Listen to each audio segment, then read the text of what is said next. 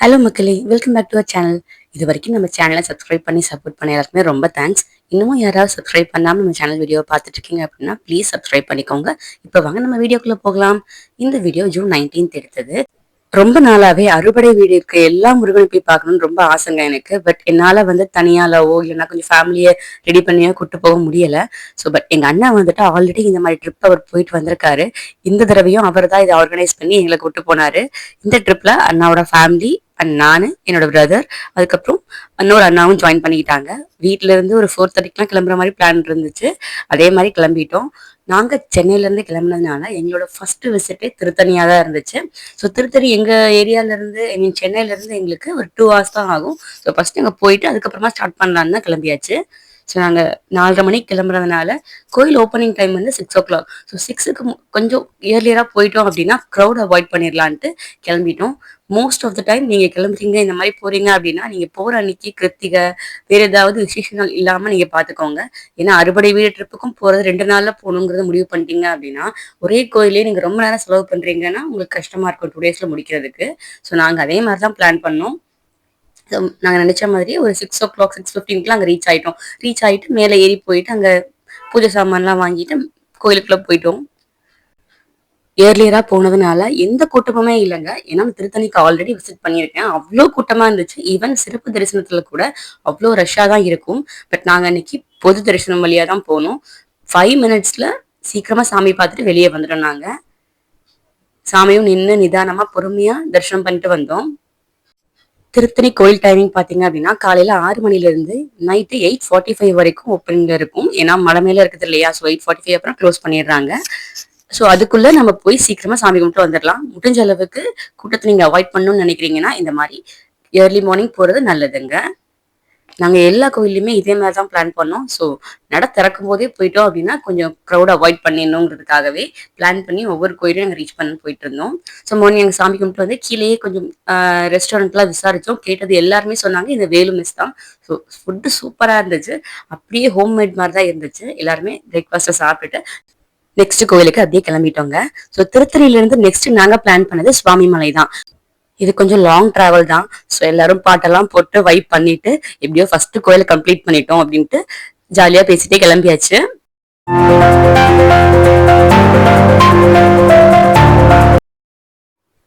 Long டிராவலுங்கிறதுனால முடிஞ்ச அளவுக்கு எல்லாருமே தூங்கிட்டோம். ஏன்னா நைட் எங்களுக்கு போய் ரீச் ஆகுறதுக்கும் டைம் ஆகும். அடுத்தடுத்து ரீச் ஆகும்போது ரொம்ப லேட் நைட் ஆயிடும். தூக்கமும் இருக்காது. நெக்ஸ்ட் இயர்லி மார்னிங் அடுத்த கோயிலுக்கு போய் போகணுங்கிறதுனால தூக்கம் ரொம்ப கம்மியா இருக்கணும். கிடைக்கிற கேப்ல ஆளாளுக்கு தூங்கிட்டோம். கார் டிரைவிங்க்கும் 3 பேருக்குமே டிரைவிங் தெரியுன்றதுனால மாத்தி மாத்தி டிரைவ் பண்ணதுனால ஒவ்வொருத்தருக்கும் கொஞ்சம் ரெஸ்ட் எடுக்க டைம் கிடைச்சது. எல்லா இடத்துக்கும் கொஞ்சம் சீக்கிரமும் ரீச் ஆக முடிஞ்சது எங்களால. ஒரு வழியா நியர்பை நெருங்கும் போதே சொல்லிட்டாங்க அண்ணா. நம்ம ஒரு 2 o'clockல இருந்து 2:30க்குள்ள நம்ம ரீச் ஆயிடுவோம் அப்படின்ற ஒரு ஐடியா இருந்துச்சு எங்களுக்கு. போய் லஞ்ச் சாப்பிட்டுட்டு கொஞ்சம் வெயிட் பண்ணோம் அப்படின்னா சுவாமிமலை கோயிலும் திறந்துருவாங்க. ஏன்னா சுவாமிமலை கோயிலோட டைமிங் பாத்தீங்கன்னா காலையில 6 மணிக்கு ஓப்பன் பண்ணிட்டு நடுவுல 1 மணிக்கு நட சாத்திடுவாங்க. அகெயின் 4:30க்கு தான் அங்க ஓப்பன் பண்ணுவாங்க. நாங்க ஒரு 2:30க்கே ரீச் ஆனதுனால அங்க பக்கத்துலயே ஒரு மெஸ் இருந்துச்சு. அங்கேயே சாப்பிட்டுட்டு சரி வெயிட் பண்ணலாம். ஏன்னா ரொம்ப தூரமா போனா திரும்ப இங்க வரதுக்கு லேட் ஆயிடும், அப்புறம் க்ரௌடு வந்துரும்ட்டு அங்கேயே சாப்பிட்டுட்டு கொஞ்ச நேரம் வெயிட் பண்ணிட்டு இருந்தோம். ஏன்னா கார் டிரைவ் பண்றவங்களுக்கு கொஞ்சம் ரெஸ்ட் வேணும் இல்லையா.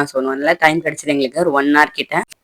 அண்ணாக்கு ஆல்ரெடி எக்ஸ்பீரியன்ஸ் இருந்ததுனால அவர் தெளிவா இந்த டைமுக்கு போனா அங்க ரஷ் இருக்காது. அதுக்குள்ள நம்ம போயிடணும், ரீச் ஆயிடணும்ட்டு ஒவ்வொரு இதுக்குமே பிளான் பண்ணி வச்சிருந்தாரு. எல்லாரும் பொறுமையா சாப்பிட்டு ரெஸ்ட் எடுத்துட்டு நட திறந்த உடனே நாங்க உள்ள போயிட்டோம்.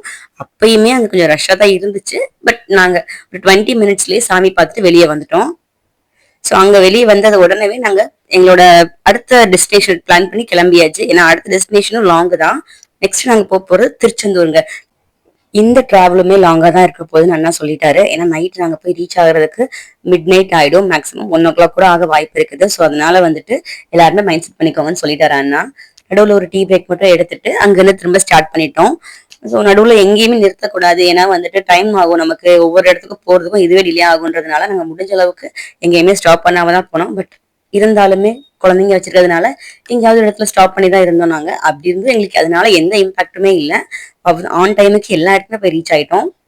ஒரு வழியா நாங்க போய் லாட்ஜுக்கு ரீச் ஆகும்போது 12:45 ஆச்சு.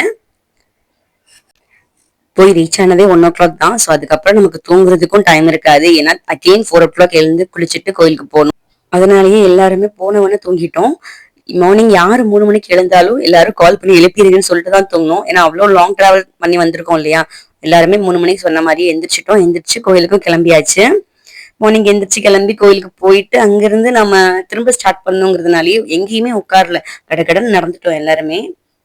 மார்னிங் ஒரு 5:15க்குலாம் நாங்க அங்க கோயிலுக்குள்ள போயிட்டோம் நாங்க. ஏன்னா அங்க போய் கேட்டதுக்கு 5:40க்கு தான் முதல்ல அபிஷேகம் பண்ணுவாங்க. சோ அதுக்குள்ள நமக்கு போயிரணும்ன்றதுனால நாங்க முன்னாடியே போயிட்டோம். ஒரு 5:20க்குலாம் நாங்க அங்க ரீச் ஆயிட்டோம். போயிட்டு உள்ள போய் சாமியெல்லாம் கும்பிட்டுட்டு வெளிய வரும்போது 6 ஆயிடுச்சு எங்களுக்கு. 6:15 ஆயிடுச்சு. ஸோ திருச்செந்தூர் கோயில் டைமிங் பார்த்தீங்க அப்படின்னா மார்னிங் ஒரு 5:30ல இருந்து நைட் 9 o'clock வரைக்கும் ஓப்பனிங்ல தான் இருக்கும். உங்களுக்கு நடுவில் எங்கேயுமே நட சாத்த மாட்டாங்க. ஸோ நீங்க எப்ப நீங்க போனாலும் அங்க சாமி தரிசனம் பண்ணிட்டு வந்துடலாம். சாமி தரிசனம்லாம் முடிச்சுட்டு சாப்பிட போயிட்டோம் நாங்க. சாப்பிட்டுட்டு உடனே அங்கிருந்து கிளம்பிட்டோம் லாட்ஜ் எல்லாம் வெக்கேட் பண்ணிட்டு. ஸோ நெக்ஸ்ட் நாங்க மதுரைக்கு தான் போயிட்டு இருக்கோம். ஏன்னா எங்க மதுரையில 2 படை வீடு இருக்குதுங்க. திருப்பரங்குன்றம், பழமுதிர்ச்சோலை. ஸோ ஃபர்ஸ்ட் நாங்க பிளான் பண்ணது திருப்பரங்குன்றம். ஏன்னா திருப்பரங்குன்றத்துல பாத்தீங்கன்னா 6 மணிக்கு கோயில் திறந்து நடுவுல 1 மணிக்கு நட சாத்திருவாங்க. ஸோ திரும்ப 4 மணிக்கு தான் ஓபன் பண்ணுவாங்க. ஸோ அது எங்களுக்கு டைம் வேஸ்ட் ஆகுன்றதுனால எப்படியாவது நட சாத்துறதுக்கு முன்னாடி கோயில்ல போய் சாமி தரிசனம் பண்ணிட்டு வந்துடணுங்கிறது தான் எங்களோட பிளான்.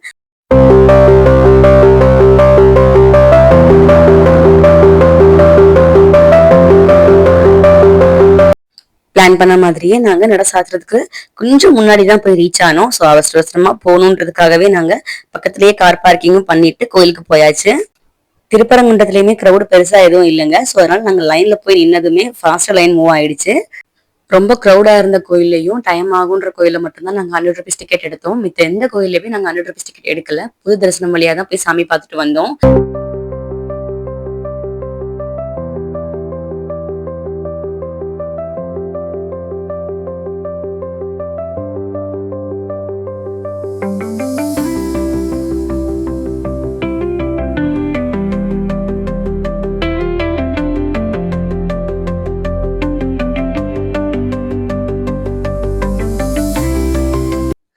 சாமி தரிசனம்லாம் முடிச்சுட்டு கொஞ்ச நேரம் கோயில்ல உட்காந்துட்டு இருந்துட்டு அப்படியே கிளம்பிட்டோங்க.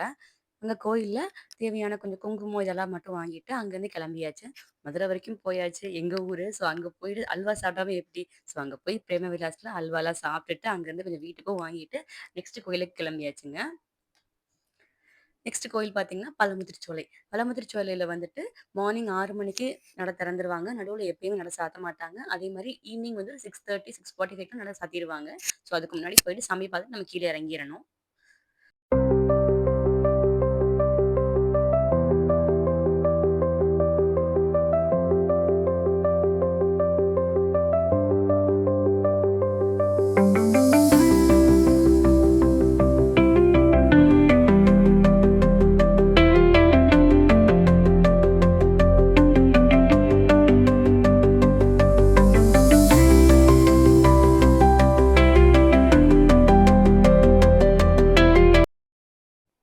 நாங்க நெனச்ச டைமுக்கு பழமுதிர்ச்சோலைய ரீச் பண்ணிட்டோம். ரீச் பண்ணிட்டு அங்கேயும் க்ரௌடே இல்ல. போய் நாங்க லைன்ல நின்னு சாமி கும்பிட்டு சக்சஸ்ஃபுல்லா அந்த கோயிலையும் முடிச்சுட்டு வெளிய வந்துட்டோம். ஸோ அங்கருந்து நெக்ஸ்ட் நாங்க பிளான் பண்ணது பழனி தாங்க. பழமுதிர்ச்சோலையிலேருந்து நாங்க கிளம்பும்போதே ஒரு 2:30 இருக்கும். ஸோ அங்கருந்து எங்களுக்கு பழனி ஒரு 2 1/2 ஹார்ஸ், 3 ஹார்ஸ் ஆகும்னு சொன்னாரு அண்ணா. எல்லாருமே சாப்பிடுறதுக்கு எந்த ஐடியாவுமே இல்ல. ஸோ போற வழியில சாப்பிட்டுக்கலான்ற மாரி பிளான் பண்ணிட்டோம். அங்கருந்து பொறுமையா ஸ்நாக்ஸ் எல்லாம் சாப்பிட்டுட்டு டிரைவ் பண்ணிட்டு கிளம்பியாச்சு.